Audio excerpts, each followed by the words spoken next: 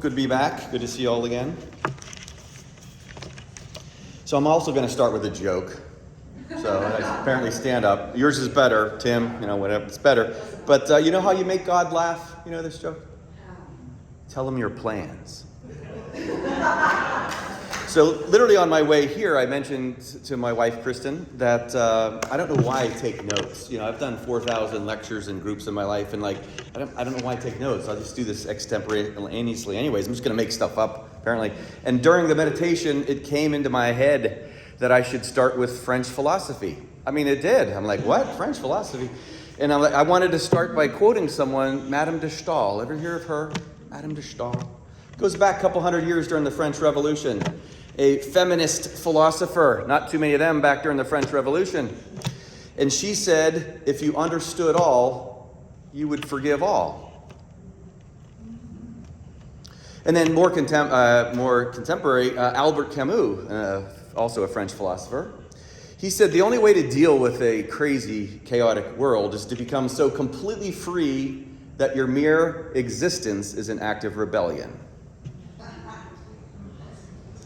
So this just popped in my head before I do row, row, row your boat, because what we're going to be talking about is applicable to everyone, okay? It's like gravity.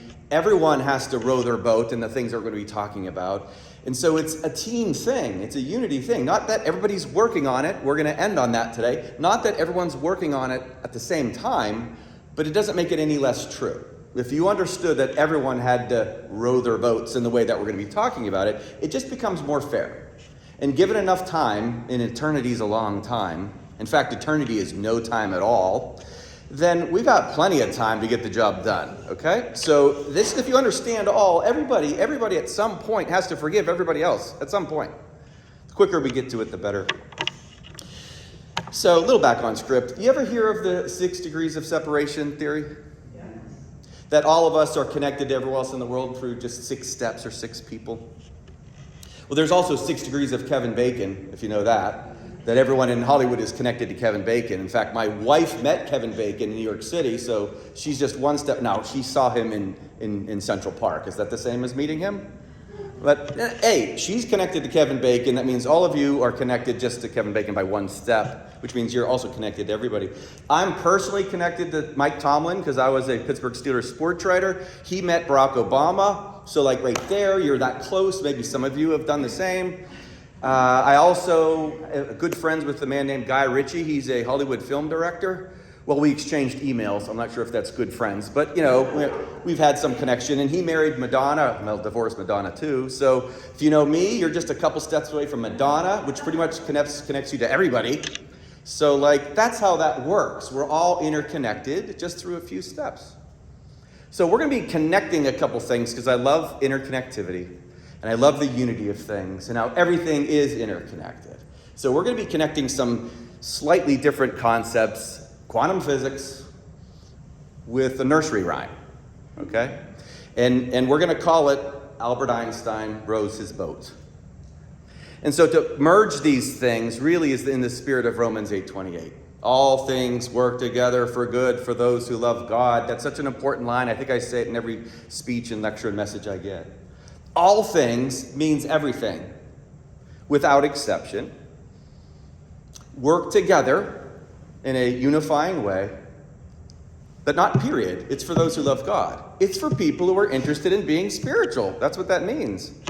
Everything doesn't work together for good for people who don't care about the Spirit, because that's chaos. But if you truly, authentically love God and want to be spiritual, then everything works together in your life somehow in some way. And every person and every experience is somehow part of this divine plan. So in my office at Quantum Revolution Counseling, there's a picture of Albert Einstein. And underneath his picture, there's a quote. Now, I thought of a couple of different quotes as possibilities to put under his photo. And one of them was, Einstein said that imagination is more important than knowledge. And this is coming from Mr. Knowledge, okay? He said imagination is more important. And then you sing Imagine. Go figure, right? And I'm like, okay, it's perfect. But the one we went with is reality is an illusion, albeit a persistent one. Because I like it when people come into my office who knows what they're expecting, but they're not expecting to hear that. And I like to have people's minds blown a little bit. Reality is an illusion, albeit a persistent one. Well, we're going to get into that as it links to row your boat. But first, we want to establish something, just to be clear. This reality we're living in has a very specific quality to it, okay? It's a mental quality. Have you ever heard of the Greek god Hermes? He has several different teachings, but one of the most important ones is that the universe is mental, that all is mind. And within that teaching, there's something called the law of polarity. Just like this pen has when I hold it this way, has a top part and a bottom part, our minds have a higher aspect and a lower aspect. Okay? Now, this is extremely important because this is true for everyone. We have a higher mind and we have a lower mind. What is that lower mind? Well, it's our physicality, of course. It's where the ego is. Ego stands for earth guide only, okay? The ego is, where's my car keys? What time is my meeting, okay? Where did I leave my hairbrush? Whatever, maybe not in my case. But that's what the ego is for. It's for physical world experiences. We're all supposed to have physical world. We're supposed to have an ego because we're supposed to be experiencing something. But that's decidedly lower mind. The lower mind is also the cause of all conflicts. It's the cause of all wars, the cause of all addictions, mental health issues. All comes in the lower mind because of all the physical world apparent separation. That's lower mind. We all have it, 100% of us. The higher mind, however, is the spiritual mind. It's the mind that's the eternal soul. It's the mind of intuition. It's concerned with awareness. It's concerned with unity. It seeks seeing similarities in each other, not arguing over the differences, right? That's what it wants. And all of us have both of those minds. It's really just one mind, two poles. So all of us have it. Well, as a mental health professional, remember, I used to be a sports writer. But when I started working with mental health and addiction, I started to notice how effective this higher mind stuff was. That when people got off the lower mind conditioning into the higher mind, they started to feel better, whether or not their addictions might change or their mental health fades away. The feeling of unity certainly shows up. And why is that? Because the higher mind is the point of unity. All of us have it. It's actually the same mind. It's Christ consciousness. And in it, there's no more conditioning. There's no more me versus you. It's us, and it's the ultimate point. On the higher mind, lower mind aspect, in Isaiah 55:9, God himself said his thoughts are higher than our thoughts, okay? And it's not because he's really tall. It's because it's a higher vibrational state, very energetic in that regard. And what energy does in physics collapses the wave function so we can have a physical world experience. Well, if we're lower mind vibration, if that's what we're doing, we're going to have a different experience than a person who's having a higher mind vibration. It's why it's essential to get up there into our higher mind. So everyone has to do this, okay, without exception. And the only question is when you get to it, and our job isn't to worry about when other people get to it. So here we go with row, row, row. Now we're going to start with the idea, the first line, I think you all probably know it. Row, row, row your boat. That's lower mind for the most part, okay? Because we're going to break every word of this down. What is row, row, row? It is work. That's right. It's physical. Notice row, row, row, row, row, row, row. You just keep saying that, right? What is that? Einstein said that the world is a persistent illusion. Every day you get up, there it is again, okay? I want to be spiritual. I want to just sort of, get my mind in that meditative state and stay there. But guess what? Guess who has to go row with the boat again? Row, row, row. It's a persistent experience. A lot of clients will ask, what's the point of life? What's this all about? Why is it so difficult? And I'd like to say, it's just an endurance test. We are spiritual beings having a physical experience. You've pretty much got one job just to get through it, okay? It's going to end well. And we're going to, again, in the poem, it's there. It's going to end well. We don't have to worry so much about things. So just endure it, okay? And that's enough. The heart has to endure. The heart has faith. The mind doesn't have to understand. It doesn't have to. Just endure it. Not sufficient. The benefit to that, it's a teaching from Hermes as well, that the friction in life that we experience is like a match striking a matchbook, right? The friction between those two things creates what? Fire. That's the fire of consciousness. Ultimately, it's upper mind. It is the Christ consciousness. But we need the friction. What if you didn't have any adversity ever? There's no friction. There's nothing to test yourself against. You need that friction.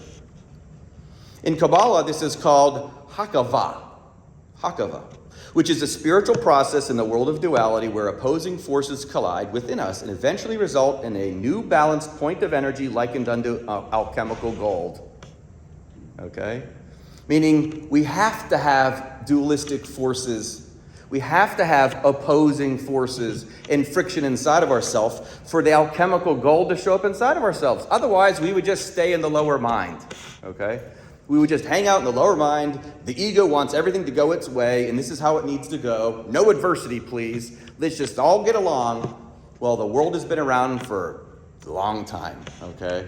And it's going to continue to have friction. It's supposed to have friction. You can't make the friction go away. All you can do is sit with your friction.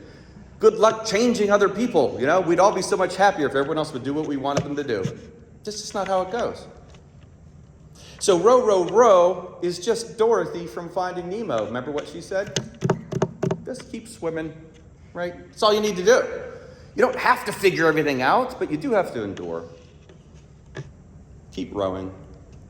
What are we supposed to row? Your boat, okay? Not other people's boats. Imagine you're walking on a tightrope, right? You're walking your tightrope, and then you look over at someone else's tightrope. You're like, hey, what's going on? You're going to fall, right?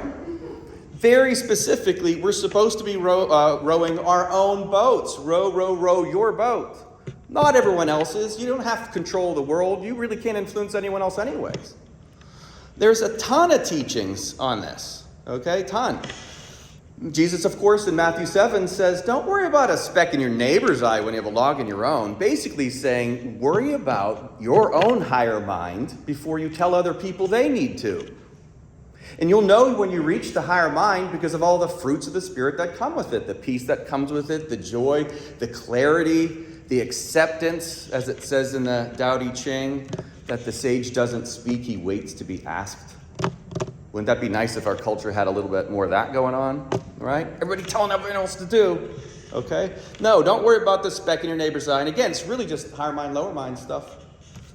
You're a physical being. Yes, but you're also a spiritual being. How focused are we? It's the spirit. How are you going to stay on spirit or not, right? When we stay on ego, all the chaos ensues. The Buddha's last words, and again, in my groups, like I say, what's the Buddha's last words? And everybody's able to quote. Anybody else know what's the Buddha's last words? There you go. Strive for your own liberation with diligence. The Buddha was poisoned, if you don't know the story. He ate some poisoned food, one of the stories of his death. And he had a 3-day food poisoning process in which he died at the end. He had some time to think about, like Jesus, what his last words were going to be. And his last words were, strive for your own liberation with diligence. Sound a little similar to this, right? Row your own boat, strive for your own liberation with diligence. Now, sometimes that sounds a little egocentric, like you should just worry about yourself. Well, what if worrying about yourself includes loving everyone else as yourself? What if that's your own liberation? That's still a pretty high bar to clear, okay? So while you're worrying about your liberation, you are worrying about other people's liberations. Actually, I should stop saying worrying. You're loving your experience with everyone else. So your own liberation includes the teammate aspect of all of this. Another way to put it, remember, reality is an illusion. Rearrange the letters of illusion. And it literally says, ill is on you. Okay? If you're ill, this is straight out of the Course of Miracles. The secret to salvation is this. You're doing this to yourself. Again, personal responsibility. I have to get into my higher mind, period. In doing so, I can facilitate you. You get into your higher mind, you can facilitate me. As we all, rising tide lifts all boats. As that happens, then we can influence others in the field of energy. In quantum physics, this is called entanglement. That it doesn't take anything other than my vibration or yours to affect the field. That's it. And yet arguing and fighting and all the shaming and guilt and all the negative things that we do doesn't help anything. It doesn't move the needle an inch. And yet getting into your higher mind does. That's what we're supposed to be doing.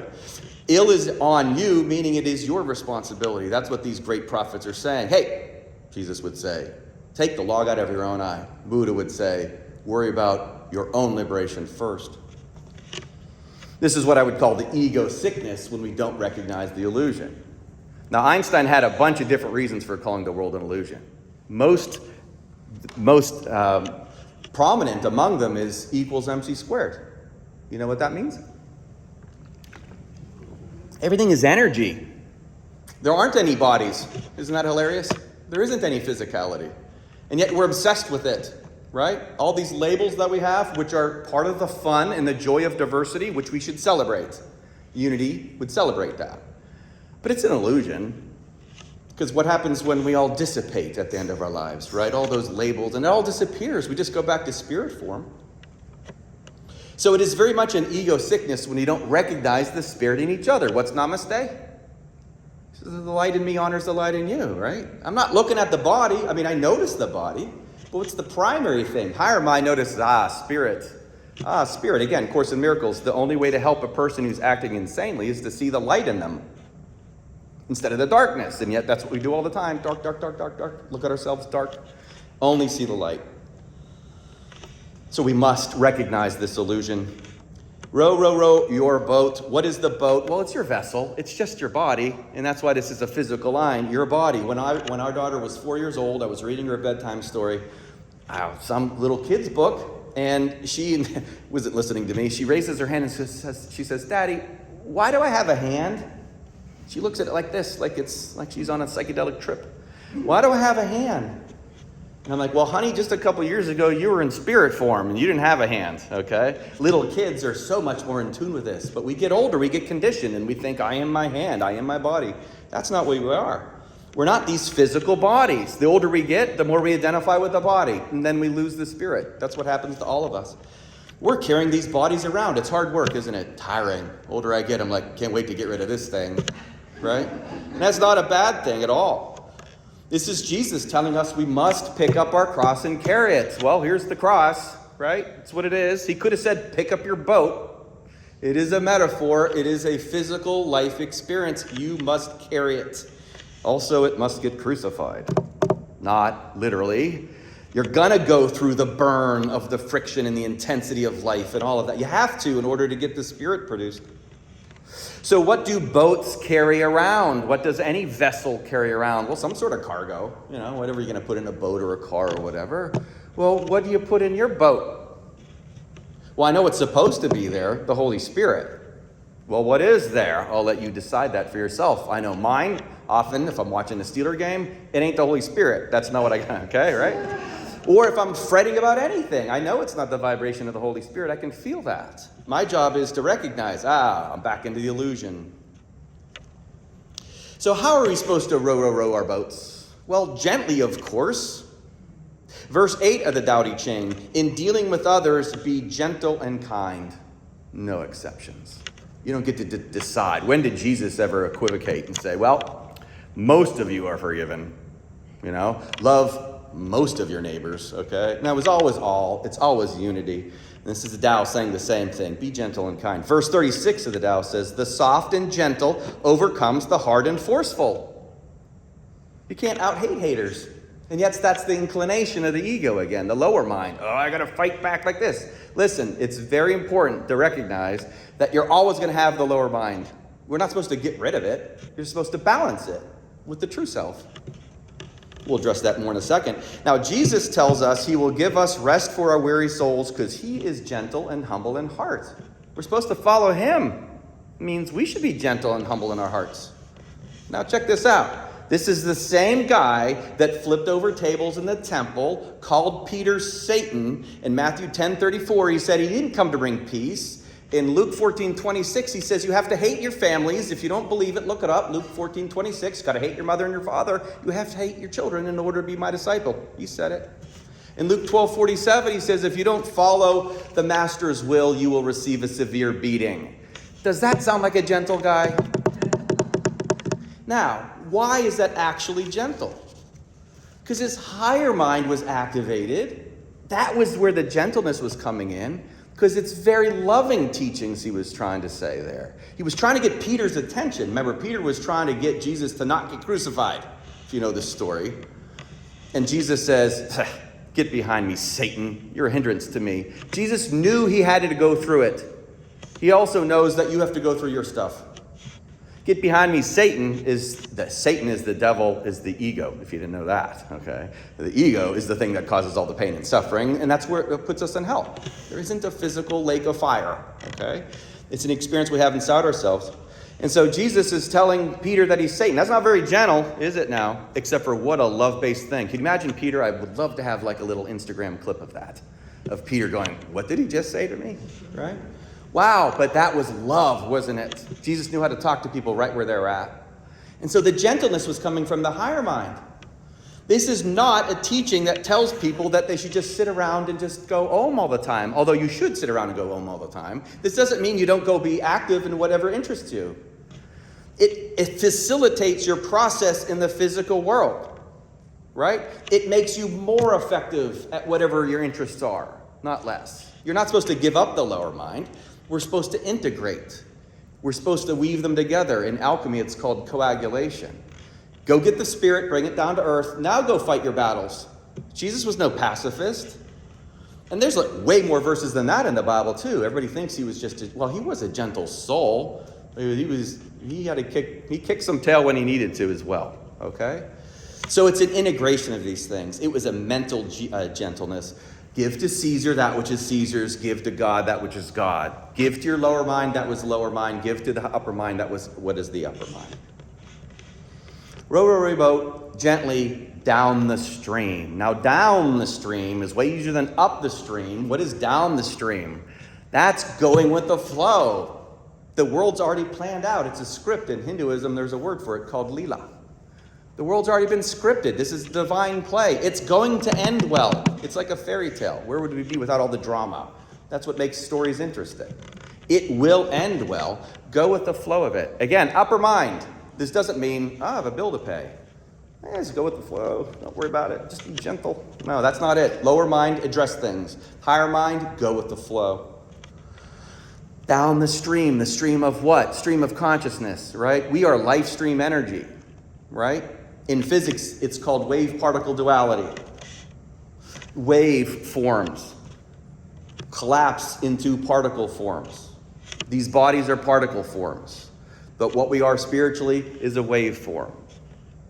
We are in a stream of consciousness that is like light. Did anyone ever call us light? Oh yeah, that's right. You're the light of the world. Be the light, right? Don't hide the light. It's a stream of consciousness. Go gently down the stream of consciousness. How are we going to do that?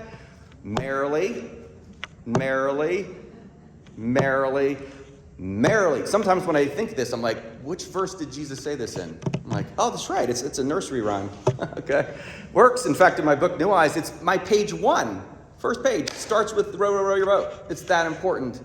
Merrily, merrily, merrily, merrily. My ego hates that, I assure you, in the lower mind. I'm not going to be merry. Look at the world. This is great. Wait, what did Camus say? What did Madame de Staël say?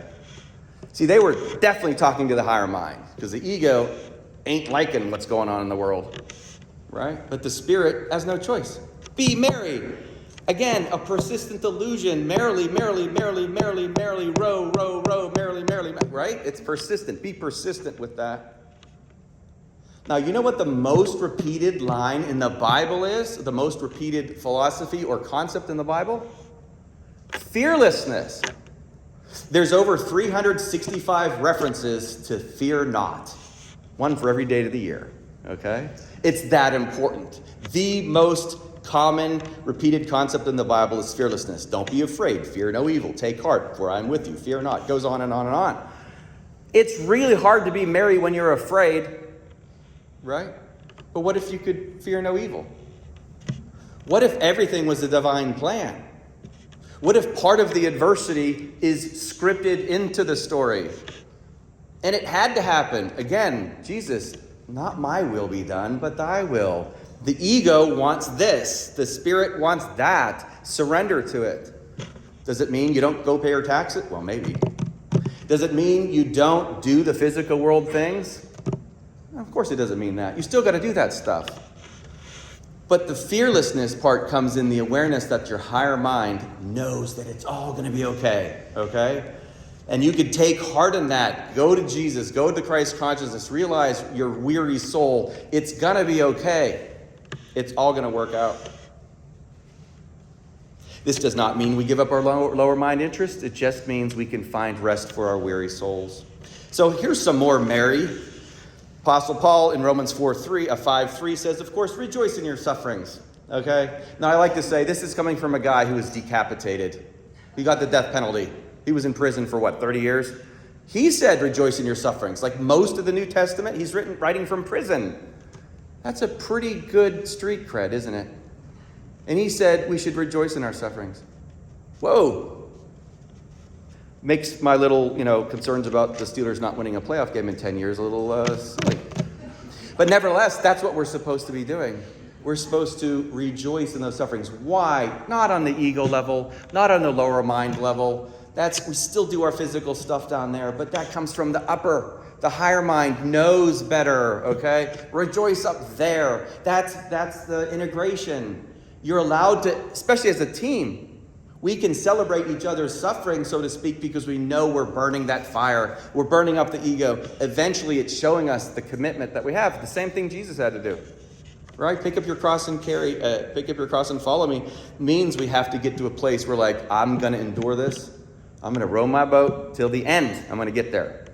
We all do that together.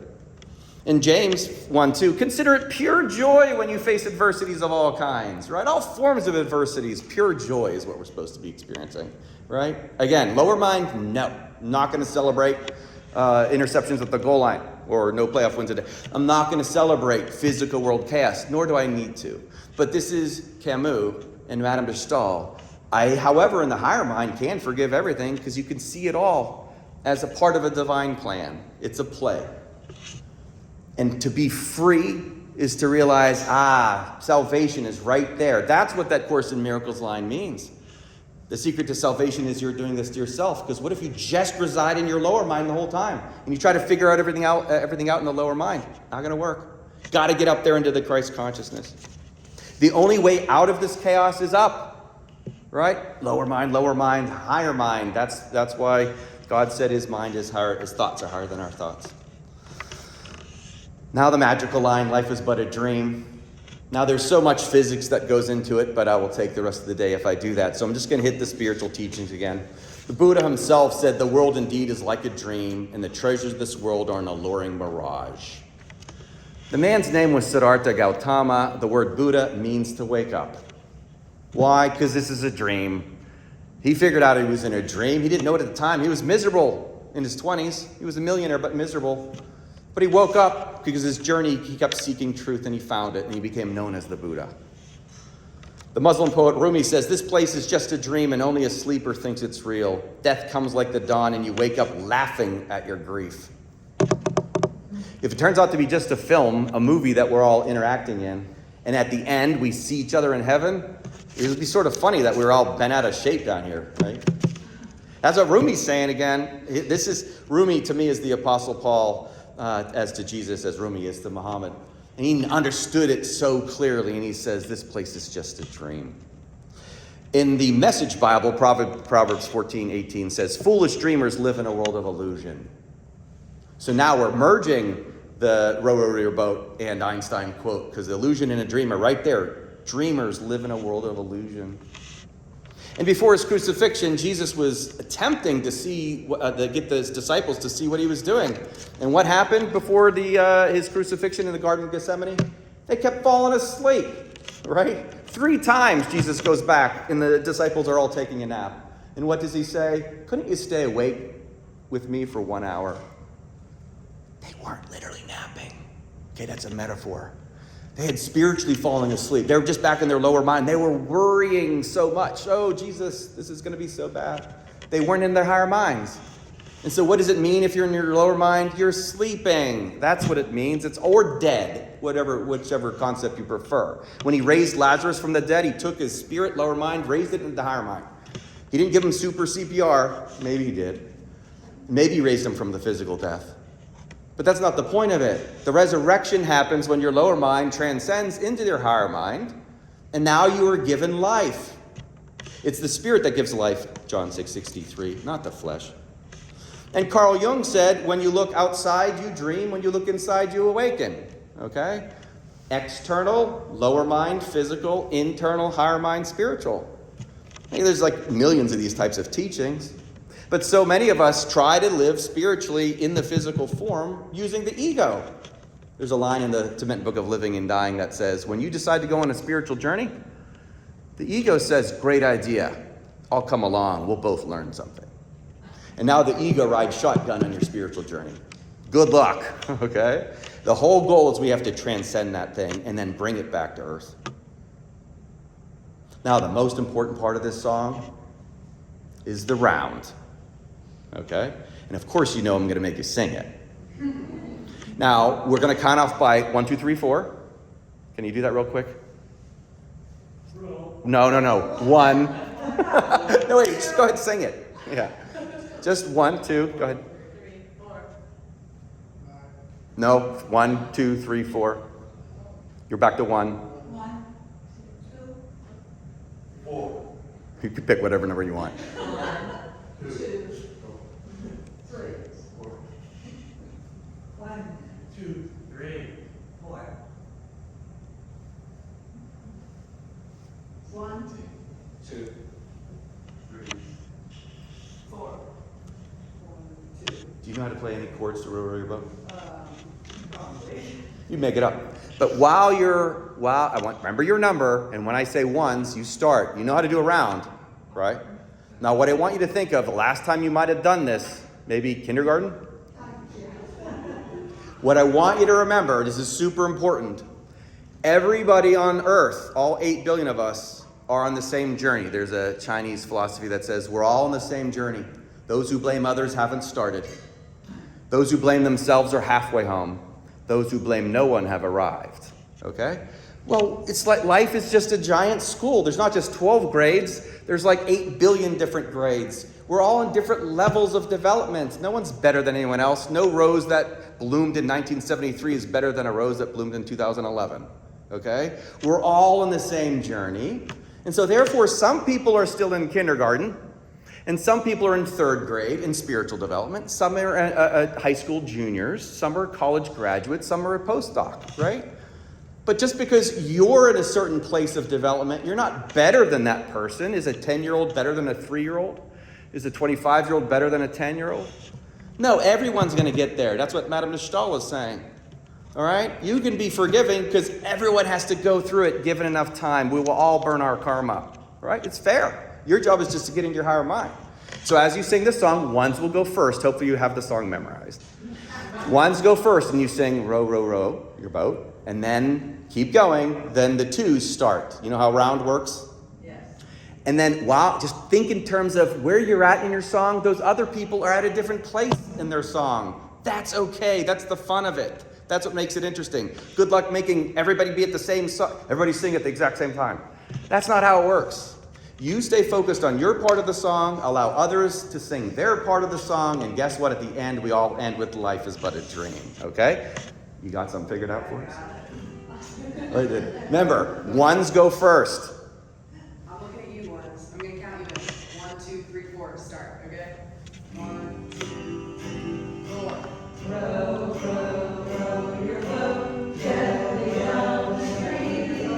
Merrily, merrily, merrily, merrily, life is but a dream.